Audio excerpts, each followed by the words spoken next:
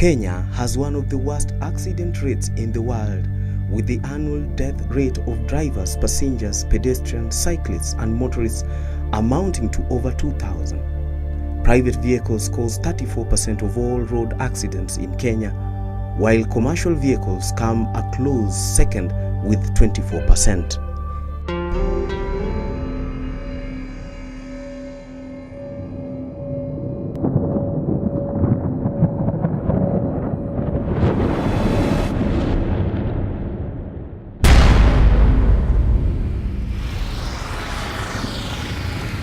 You are seated at the edge of your seat, gripping the steering wheel with sweaty palms, your lips trembling and your eyes twitching in fear.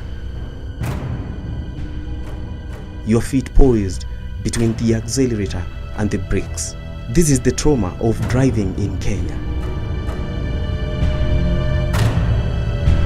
It has become a constant battle to stay alive, with twists and turns more terrifying than those in an action movie. Driving safe and arriving safe is more than observing traffic rules and signs. It's also about staying alert so you can anticipate any hazardous occurrences and react quickly to avoid fatal accidents. This kind of anticipatory and tactical response to any threat on our road is known as defensive driving. Let's say you're driving home. I'm sure you know exactly where the potholes are, how many they are, and even how deep they are. You wouldn't want to be stuck in a pothole or have your car damaged beyond repair, right? In this case, you will avoid them at any cost. When you anticipate an impending threat, you can apply a tactical response much better and faster than if you didn't have a clue that the threat existed in the first place. That's what defensive driving is all about.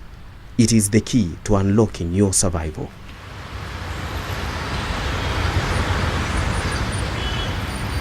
Today, we'll focus on unexpected hazards on the road and how to apply defensive driving techniques in order to cope when you find yourself in such a situation.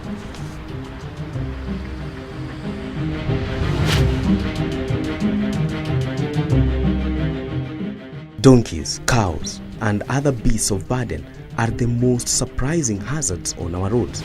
But it does happen, as is the case at the section between Limuru and Naivasha, where donkeys are known to block the roads. Donkey-related fatalities often occur at this section. These motorists did not see the donkeys on time and unfortunately collided with two of them, luckily escaping without any injuries. The same could not be said for his car.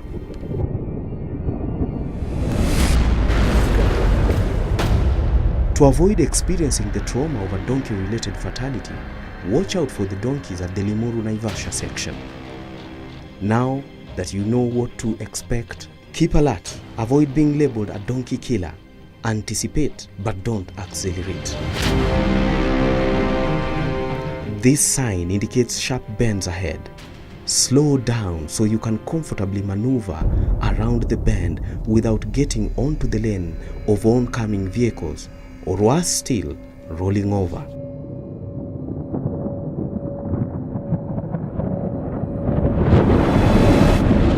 Today's travel tip: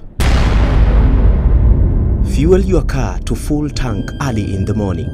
This way you get more value for the fuel purchased. When your tank is full, there is no room in the tank for evaporation to take place.